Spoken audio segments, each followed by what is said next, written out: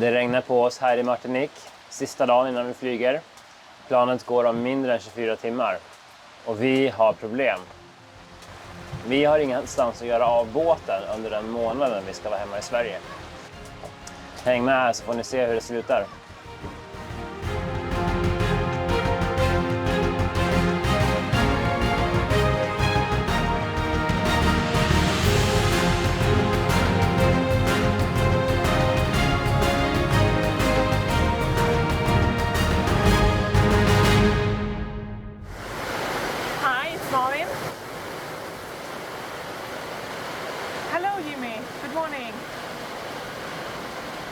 Oh, we're good. It's raining. How are you?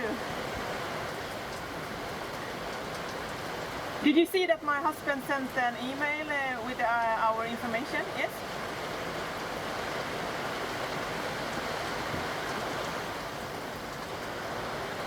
Okay.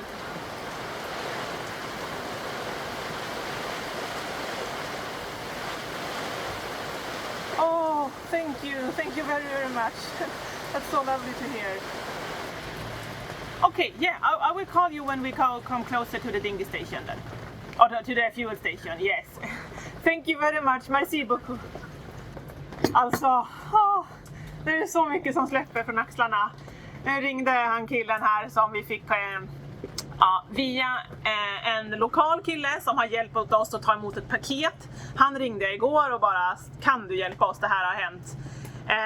Och han känner en annan kille som heter Jimmy som har några platser i marinan här. Jag antar att de hyr årligen eller någonting, så han har några platser.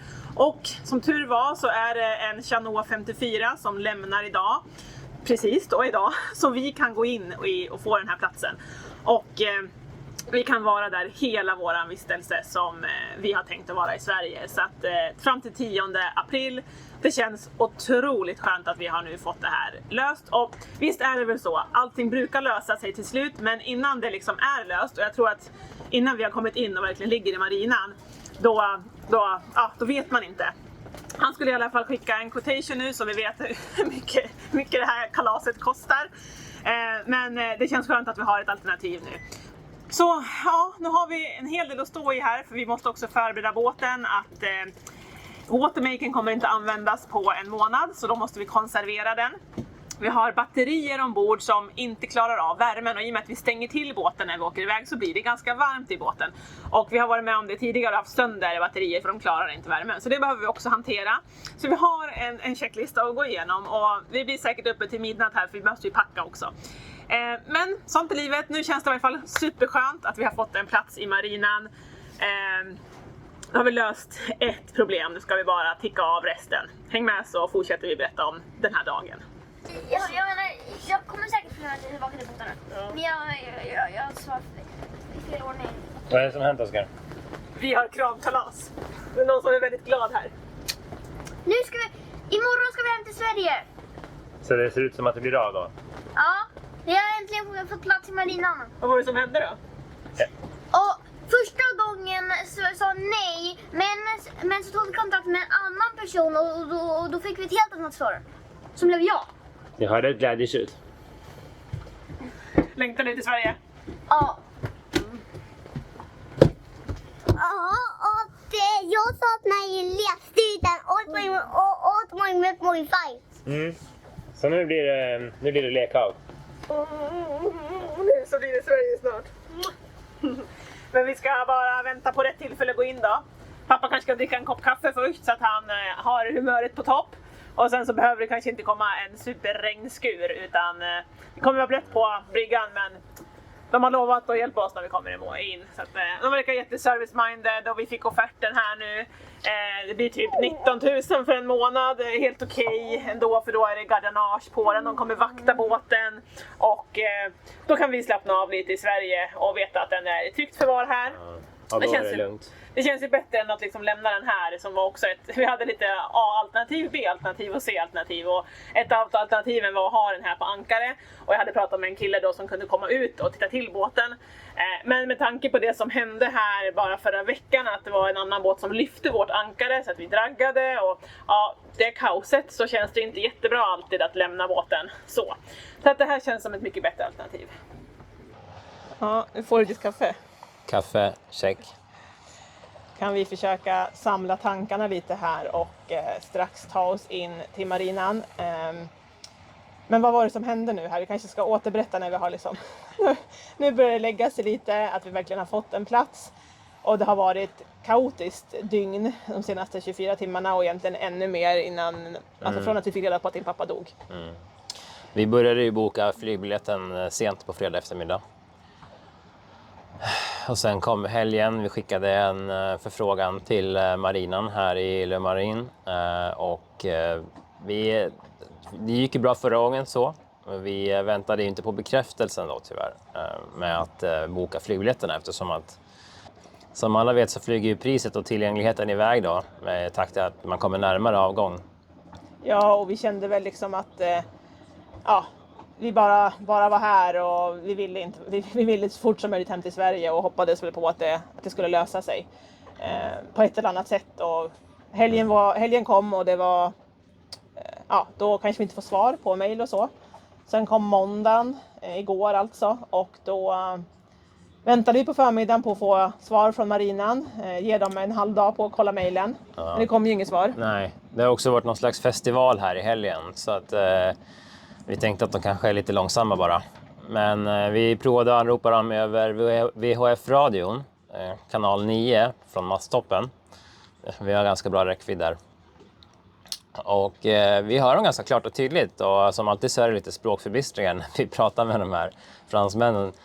Men de säger åt oss att men ni får komma in på eftermiddagen för då vi har fullt just nu liksom. Så, men kom in på eftermiddagen så löser vi det. Och vi frågar ju klart och tydligt, vi säger att vi har gjort en bokning, vi vill få confirmation, kan ni liksom bekräfta? Ja, säger de, kom in på eftermiddagen. Så vi tänker att det är, kanske har någon tanke på att det kanske inte är löst förrän det är löst såklart. Men vi tänker ju att nu har de ju sagt ja. Så då åker vi förbi här, åker in och snurrar i marinan och väntar på att de här båtarna, små jollarna kommer och tar hand om oss. Och det är trångt där. Och det blir ännu trängre när man börjar komma in bland follorna med bryggor alltså. Och precis utanför så är det så grunt så att vi går på grund alltså om vi kommer... Vi har några meter men inte alltså, i sidled att röra oss, men inte så mycket mer än så. Nej, precis. Själva genomfarten är inte mer än en båtlängd bred alltså. Men vi får kontakt med dem och de frågar vilken båt det är och så vänta här säger de först. Så vi cirkulerar och väntar och sen så vinkar de åt oss att följa med. Så vi följer med i den här ännu trängre gången då, bort mot marinan och samma håll som vi låg sist. Så vi tänker att det är väl här vi får en plats. Men det är en båt före oss i kön då så att säga som vi fattar det. Så den båten följer också efter tänden fast mellan oss och Tändejollen då. Vi har ju varit med om den här balletten förut då så vi vet ju ungefär hur det går till. Så vi tänker att vi ska inte in där och snurra innan vi så att säga innan vi har fulla uppmärksamheten från Tändejollen då, som också kan hjälpa till och liksom trycka och dra och sådär om man inte kommer in på rätt ställe. Det blåser ju ganska hårt här också nu då igår. Det blåste ju typ 8-10 meter per sekund. Kraftigt. Eller kraftigt, men för att lägga till en marina i alla fall. Så det var en riktigt nervös och kallsvettig skeppare i alla fall, så mycket kan vi säga. Så vi ligger där och liksom med akten upp då, för vi är fallgiriga så man vill liksom ligga med akten mot vinden. Så ligger vi där och manövrerar mot en boj så. Och bojen gick inte att ta tag i för den gled så det verkar inte som den satt fast ordentligt. Så vi får ligga och snurra där och problemet är ju alltid, kommer man för nära kanten där, om man kommer för nära någon båt eller någonting så det tar slut på manöverutrymme, då har man problem. Så det är liksom att ha nästan sekundkoll på det i, vad blev det? 20 minuter eller någonting. Så det blev 20 minuter, klockan närmade sig 4:30 och de kom sen och sa nej tyvärr, vi har ingen plats för er. En månad är alldeles för lång tid. Jaha, tänkte vi. Vi fattade ingenting, vi var ganska chockade. Och vi frågade, men har ni plats på en boj då? För det finns ju gott om bojar här ute. Ja, vi ska kolla det, säger de. Och så får vi snurra ytterligare 10 minuter. Sen kommer de tillbaka och kolla er mail. Och då har vi fått liksom decline på våran bokning. Och vill bara verifiera en gång till, men ni har ingen boj. Så här, nej, vi har ingen boj, inte för en månads tid, säger de. Enligt deras mått mätt så tyckte de en månad var långt. Det märkte vi ju liksom på kommunikationen med dem att Det var inte sugna på oss en månad. Nej, de ville inte det. Det är svårt att säga vad det här handlade om. Är det språkförbistringar eller är det business eller är det en månad? Jag känner ju så här på mig att hade vi åkt in bara och sagt att vi behöver några nätter och sen hade vi förlängt så hade det förmodligen gått jättebra. Min magkänsla säger att de inte vill ha hand om oss där en månad. Kanske inte för att de vill ha ensamma båtar utan personer. Vi hade tänkt ha gardiennage, någon som kan vakta den. Men ja, det är mycket sånt här smått som vi inte riktigt vet. Så mycket som snurrade i våra huvuden där igår kväll. Det var mycket som snurrade, inte bara båten. Panik. Verkligen panik. Både vad händer om vi går på grund här och hur fasen ska vi komma hem till Sverige? Var ska vi släppa båten någonstans? Klockan blev en bit över 5. Solen börjar gå ner. Vi vet ju om den här ankarviken där vi så att säga ligger just nu då, ankringsplatsen. Men den är liksom inlämmad av bojar och där får man inte ligga utanför dem. Så vi vet att det är trångt här. Du har en typ trekantig yta som du kan ligga på. Och då ska du liksom kunna ligga där om det blåser åt olika vindriktningar. Så det är inte egentligen jättelätt att hitta en plats där. Och sen är det djupt så man har ganska liksom, man måste ha mycket marginal till de andra båtarna här då. Så det är, summa summarum så är det är ingen lätt uppgift att lägga sig här heller. Och tiden började verkligen rinna ut och vi behövde äta mat. Vi var hungriga och trötta och bara allting var skit. Men där kom jag ju på att jag har en kontaktperson, en lokal. För det är väl i sådana här situationer man kanske behöver känna någon som känner någon som kan hjälpa en. Det går inte att gå de traditionella vägarna. Marinan har sagt nej och typ skickat iväg oss. Och det är typ den enda marinan här. Så. Ja, annars får vi åka långt liksom. Så att, då har jag mig till Luke som han heter. Den lokala killen som har hjälpt oss med en adress för att ta emot ett paket tidigare. Och han svarar snabbt som han alltid gör. Hög service för honom. Och frågar liksom vad vi behöver hjälp med och skickar ett nummer till en Jimmy. Ring Jimmy, förklara läget och så får jag hoppas att han kan hjälpa er. Så jag ringer den här Jimmy på en gång här på kvällen. Inte så jätteschysst att ringa vid 5:30-tiden, men jag gör det. Vad har jag att välja på? Han svarar, jättetrevlig. Jag förklarar läget, att det är lite liksom akut och vi vill komma hem till Sverige och vi behöver lämna båten någonstans. Och han säger att han har en Chanoa 54 som ligger i marinan som faktiskt ska ut idag då. Så han vill bara verifiera med sin personal och kolla att han har plats för oss. Han ber oss liksom med det formella fylla i ett formulär för deras hemsida. Och så skulle han återkomma då nu på morgonen, sa han. Så att, det kändes bra att han ändå tog det liksom seriöst och snabbt. Och offerten kom i tid som utlovat och allting hittills i alla fall verkar det klaffa. Så vi korsar våra fingrar nu. Och vi är ju fortfarande kvar på ankare här så vi ska snart hissa det och ta oss in då till den här hamnkajplatsen då och påbörja alla förberedelser för det är en hel del att göra nu. Jag har inte ens packat väskan inför flyget. Nej. Men glädjen var, i varje fall storbarnen har ju också varit oroliga i det här. När de fick höra samtalet och att vi liksom, får vi plats i marinan nu och hur är det möjligt? Vi fick ett nej igår och vi får förklara för dem. De har glädjetjut och även när det är en tråkig situation vi befinner oss i att vi behöver hem till Sverige. Men jag tror vi alla ändå kan se, vi ser plus och minus med det på något vis. Att det ska också bli härligt och mysigt att komma hem. Så att nu hoppas vi att det här löser sig. Du får dricka upp ditt kaffe och så tar vi oss in i marinan. Ja. Och vi försöker filma och ni får hänga med när vi går in i marinan. Och så hoppas vi att allt löser sig nu här så vi kan flyga. Det blir säkert en lite sporadisk berättelse men... Vi kan tillägga att såklart finns det skillnader mellan att bo på en båt och bo i ett hus. Ett hus kan man i princip bara ringa taxin till flygplatsen och låsa dörren. Och sen är allting frid och fröjd. På en båt så är det inte riktigt så enkelt. Vi har såklart valt det själva men vid sådana här tillfällen så blir det väldigt uppenbart att det är mycket att tänka på. Jag måste kolla. Vad händer? Motorn vill inte starta. Är det bara problem idag? Konstigt. Det har ju regnat en hel del nu och varit mulet. Så det kan ju hända att vi har slut på batteriet. Och så har vi haft Starlink igång för vi ska försöka fixa massa alla bokningar. Är batterispänningen okej? Det var det. Aha, då är det någonting annat då. det var inte bensinen. Pappa har redan testat starta. Ska se.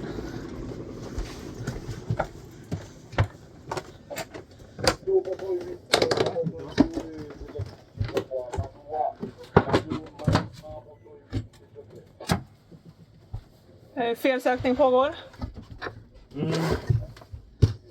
Precis. Erik, vänta. Okej. Ser bra ut eller? Så är det. Ja, jag vet inte. Hittar inget där. Det är inte igång.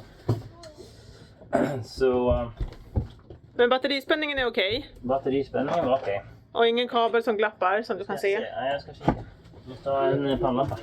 Pannlampa. Oväntat och alltid det där man bävar på. Inne är det sista. Ingenting är klart förrän det är klart som vi brukar säga.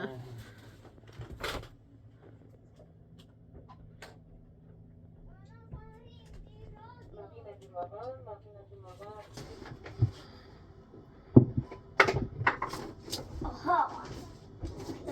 Så där är motorn. Här är motorn, ja. Och den vill inte starta. Nej. Och vi är precis förberett och haft service och allting. Så. Ja, Ja. det är ju liksom om, som du säger, om det har någonting med liksom att korrosion är ju alltid en risk. Och att vi har ett problem alltså vid själva liksom startreglaget. Sådär. Har ni hittat något? Helmen. Nej. Det gör vi inte. Kanske inte vill ha den här tröjan på mig när jag river ner här. Nej. Risken finns att det är lite skitigt där. Nej. Eller ja, inte risken, det är väl skitigt.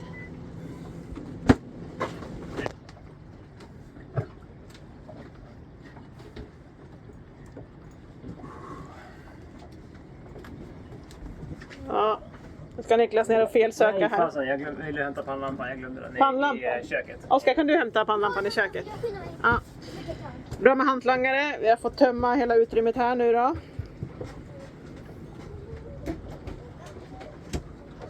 Allt annat går ju. Det är bara tändningen som inte funkar. Jag kan ta den. Så. Alltså Tack. motorventilationen går ju. Ja. Så jag vet inte. Okay. Men vi får försöka. Kan jag ha varit för snabb på ankaret där framme eller? Nej. Nej. Det är lite väl. Har du något att tillägga, Oskar? Nej.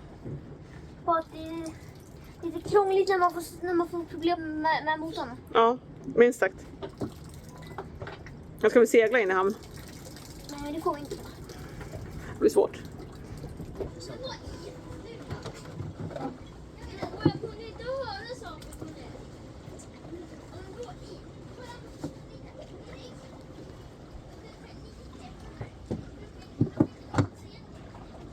Ja, vi letar korrosion. Korrosion.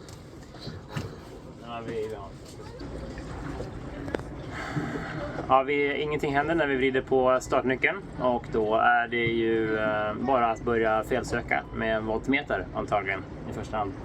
Det låter ingenting från startmotorn och så den går liksom inte igång. Misstänker att det är någonting här. Det har precis regnat och ganska mycket. Så det blir fuktigt och nu ska vi börja jaga med voltmetern i alla fall och se om vi hittar vad det är som är fel. Vi har ju lite tidspress och det finns ju firmor här i området som säkert kan hjälpa oss och jag vet inte om man kan få skjuts in dit till att de så att säga tar hand om problemet medan vi åker hem. Men just nu så ligger det på mig och det är ganska pressat. Så nu kör vi. Ska vi se där. You don't know how to do?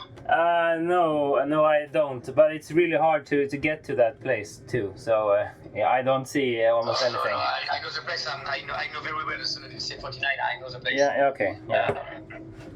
Bon. Alors, give me a moment. I try to call Eve, another mechanician. Okay. Merci. I'll call you back. Merci beaucoup. Welcome. Au revoir. Welcome. See you. Nu av alla tillfällen. Det finns i och för sig kanske inget bra tillfälle som det här kan hända på. Men det verkar som att startmotorn klickar lite grann. Väldigt, väldigt svagt när man vrider på knappen. Jag hittade en styrkabel som satt lite löst. Men jag klämde åt den så den nyper hårdare om stiftet och det funkar fortfarande inte. Så Jimmy skulle skicka någon kille, hoppas han. Vi får se hur det slutar. Fortsätt hänga med på det här äventyret. Ja, nu har vi Jimmy här så jag har slagit på on och de håller på där nere och försöker se om de kan koppla motorn. Så jag har på on här och ska vi snart dra till start.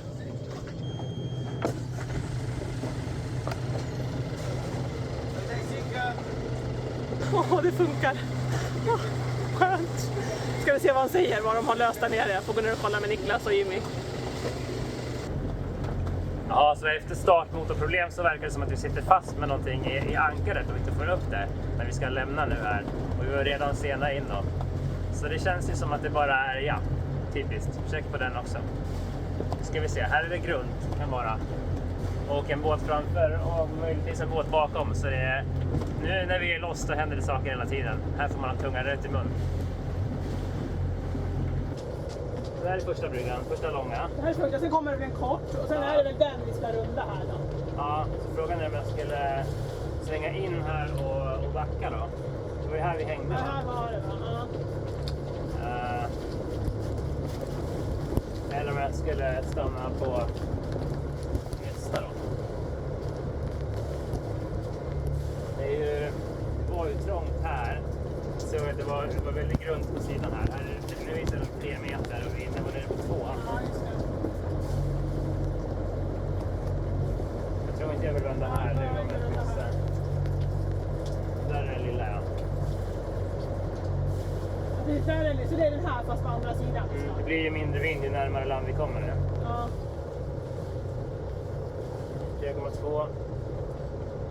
Men du tänker att du ska gå in, gå fram och så snurrar du in backar in här? Ja, jag får nästan göra det. Men det är lätt hänt att få ner stäven i alla fall med vinden. Ja. Det är det enda lätta. Borde vara i alla fall. Så vi får gärna kolla om det är några linor som jag fastnar i. Så håll gärna koll. Jag kan ju se styrbordssidan, men nu får jag gärna kolla på bordssidan. Jag kollar.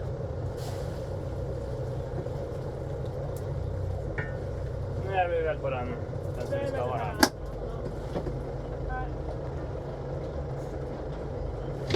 Vi behöver vända båten vid något tillfälle eftersom vi vill förtöja med akten mot bryggan och det är ganska trångt här.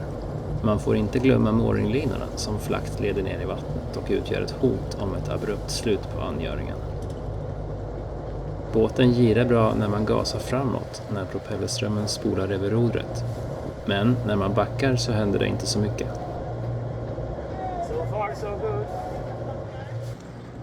Ja, nu är vi på väg in i marinan och det har kommit en kille här för att möta oss. Så Niklas backar. Vad sa du?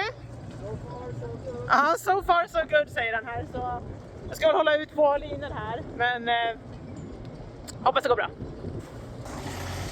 Den så kallade propellerverkan gör så att man mycket lättare girar åt styrbord än åt babord.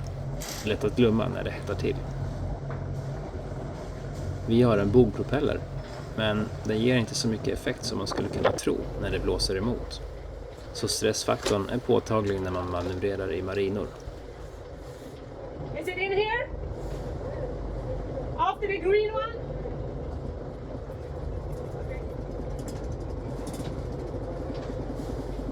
Okay, thank you. Det gäller att komma in mellan bojarna utan att fastna i bojlinorna, varken med roder, propeller eller köl. Efter det får man kompromissa mellan att ha styrfart och vad som händer om man skulle göra en tabbe bakom ratten och gå emot grannbåten i för hög fart. Till skillnad från bilar så driver vi båtar med vinden, även segelbåtar tyvärr, även fast de har köl.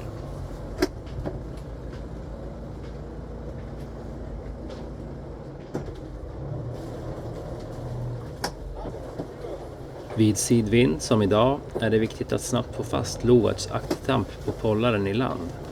Ibland kallas den för kontrolllinan.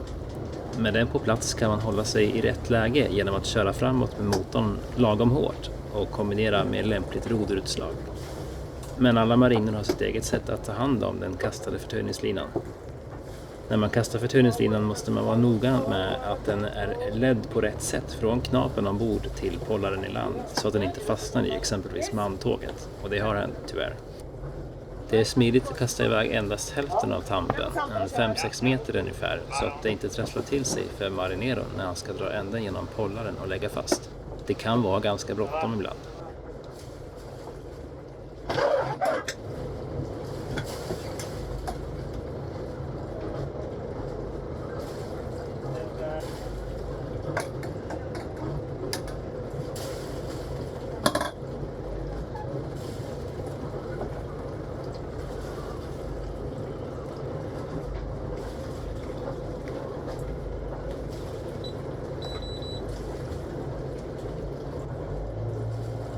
Marineren hoppar ombord på båten och hjälper oss med returtamparna. De är verkligen hjälpsamma. Det här brukar inte hända så ofta. Nu när vi har lagt fast på bojarna i stäven vill vi kolla hur stum den förliga förtöjningen är. Alltså hur långt båten glider in mot bryggan när man backar med halvt gaspådrag. Man får också hjälp att spänna upp akterförtöjningarna om man hjälper till med motorn. Alltid lite nervöst om det finns tunna pilotlinor i vattnet som håller i de grövre mooringlinorna. De kan lätt sugas in i propellen. Här brukar dock katamaraner oftare råka illa ut än enskrovsbåtar.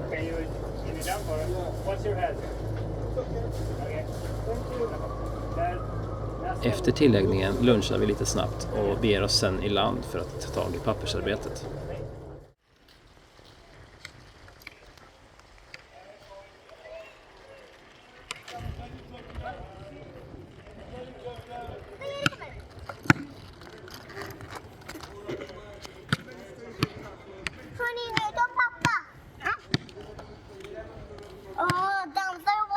Jobbigt att vara färdigt, men inte så jobbigt när man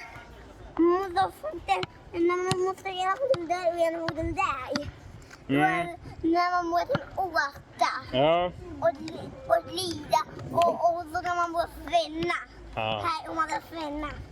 Är det skönt att äntligen vara i land då? Nu är det skönt att vi har lyckats lösa det här. Nu släpper en hel del, man kan andas lite lugnt. Vi ska in här till kontoret då och bara lösa pappersarbetet nu och försöka se om vi kan få hjälp och boka en taxi till imorgon bitti. Så ja, det är bara några dagar kvar, några timmar, jag är skiträtt. Vi är helt körda båda två. Ja, vi ska fortfarande fixa watermaken och vi ska packa. Men just nu så behövde vi komma av båten och fixa papperna. Och sen tar vi en sak i taget. Men hem kommer vi nog till Sverige. Det känns ju närmare än någonsin. Det känns närmare än någonsin, absolut. Nu tror jag inte det finns så mycket som kan hindra oss längre. När du inte fick upp ankaret där, då kände jag bara nu får det räcka. Ja, jag vet inte hur många så här jobb idag har jag inte haft på länge tror jag. Ja, så nu är det några timmar kvar här innan vi kanske kan få några timmars sömn också då. Det blir taxi vid 5-tiden imorgon bitti.